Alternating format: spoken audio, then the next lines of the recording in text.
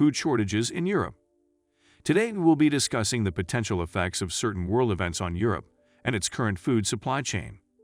In the previous video, we talked about the current food shortage that could potentially begin in Canada and touched upon a few reasons this could be happening. If you haven't seen that video, click on the box that will appear on the upper right-hand side of your screen to watch that before continuing with this one. Now that you're all caught up, let's proceed with our video about Europe. Sit back, relax, grab a cup of coffee or a snack and let's begin. Europe is one of the leading agricultural powers in the world. It is self-sufficient for many agricultural products. According to a study in 2019, Europe's agricultural production is at approximately £418 billion, where France is the largest contributor at about 18%, followed by Germany, Italy, Spain, and the Netherlands. Europe is also the world's leading exporter, wherein it accounts for between 10% and 11% of the world food supply. So it's safe to say that food availability is currently not at stake in the EU. Wheat, sugar, and vegetable oils. The world is currently experiencing an upward trend, with the costs of these everyday items soaring as the conflict in Ukraine continues. 29% of the global wheat exports, 78% of sunflower oil, and 19% of maize come from Russia and Ukraine. Ukrainian harvests are currently in an uncertain position. Likewise, Russia has opted to ban grain exportation.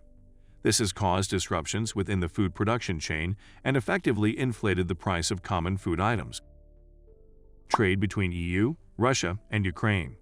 But before we continue, go ahead and click the like and subscribe buttons. It takes a lot to make these videos. Your small actions tell YouTube to keep promoting our videos. Now back to the video. Ukraine and Russia are both key trading partners with Europe when it comes to agricultural food products. The war between Ukraine and Russia threatened the supply of critical commodities in Europe and through global supply chains, which were already struggling due to the pandemic. Europe's exports include oilseeds, honey, cocoa beans, and soya beans, while imports from Russia included fertilizers, wheat, oilseeds, and ingredients necessary for making feeds. On the other hand, 36% of imported cereals to Europe and 16% of oilseeds came from Ukraine, and in return, Europe exported more than €3 billion of products to Ukraine in 2021. Josep Borrell, Vice President of the European Commission, said in an article, "The first strand of action is obviously to redouble our efforts to stop this war as soon as possible. Battlefields must again become fields of wheat, corn, and sunflower." Effects on farmers. Demonstrations taking place in Greece and France, respectively, have been held by farmers voicing out that Europe should offer them aid in tackling the increasing costs for fertilizers. Expensive fertilizers will have a significant impact on the nation's food production. The ongoing conflict in Russia has inflated the price of fertilizers, making the cost of food supplies soar, and is causing significant stress on the farmers in many European countries.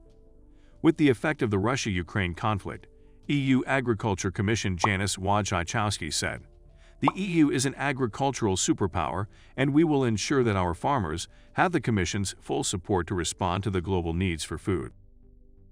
What Europe is doing to prevent a food shortage. For the time being, in response to the food crisis, Europe has taken emergency measures aimed primarily at preventing the bankruptcy of its farmers, who are facing an exponential increase in production costs, particularly in livestock farming, and compensating for some of their reliance on plant proteins from the Black Sea basin. They also set out the majority of its measures to focus on increasing its food supply rather than facilitating access to food.